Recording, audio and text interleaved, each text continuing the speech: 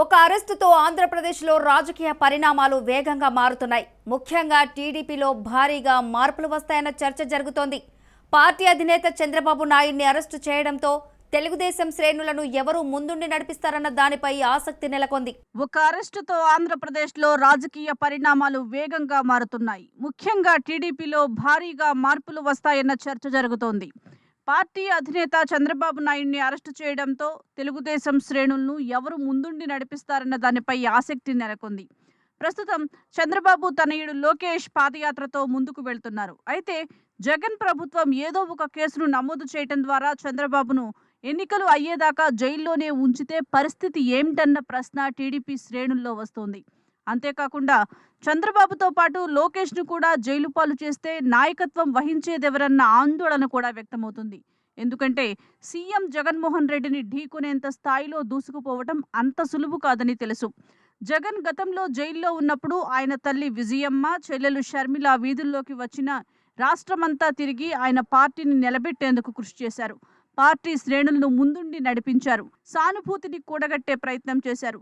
దీంతో ఇప్పుడు అందరి చూపు చంద్రబాబు సతీమణి నారా భువనేశ్వరి, లోకేష్ సతీమణి బ్రాహ్మణిలపై పడింది.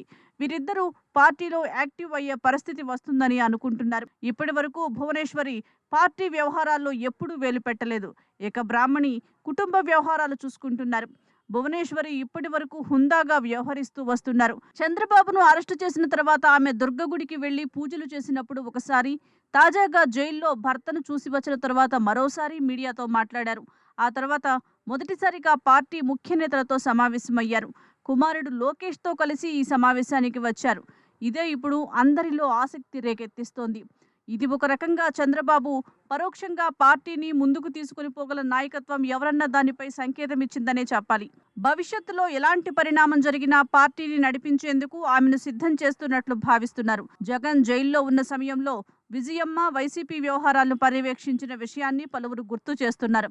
అదే తరహాలో భువనేశ్వరి భవిష్యత్తులో టీడీపీకి పెద్ద దిక్కుగా వ్యవహరించవచ్చని అనుకుంటున్నారు.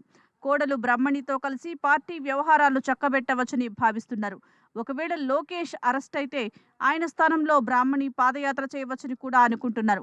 మరోవైపు చంద్రబాబు బావుమరిది లోకేష్ మామ నందమూరి బాలకృష్ణ కూడా టీడీపీలో యాక్టివ్ అవుతున్నారు.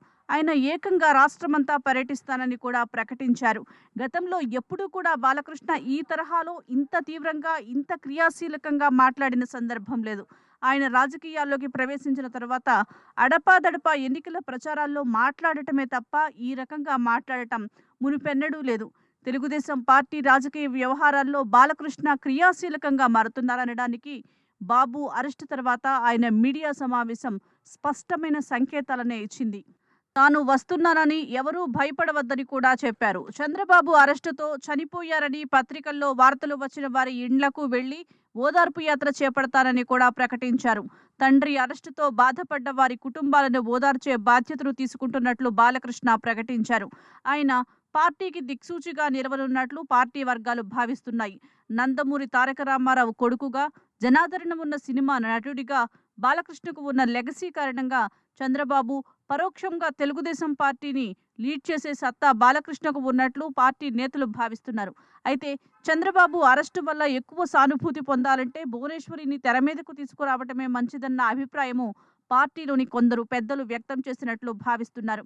చంద్రబాబు కూడా ఇదే ఆలోచనతో ఉన్నట్లు చెబుతున్నారు. అందువల్ల కూడా ఆయన్ను జైల్లో కలిసిన తర్వాతే భువనేశ్వరి పార్టీ ముఖ్యుల సమావేశంలో పాల్గొన్నట్లు భావిస్తున్నారు. అలాగే రాబోయే రోజుల్లో బ్రాహ్మణిని కూడా రంగంలోకి దించాలని అనుకున్నట్లు తెలుస్తోంది. అత్తాకోడళ్లు రాష్ట్ర వ్యాప్తంగా తిరిగితే ఎక్కువ సానుభూతిని పొందొచ్చన్న వ్యూహం ఉందని చెబుతున్నారు.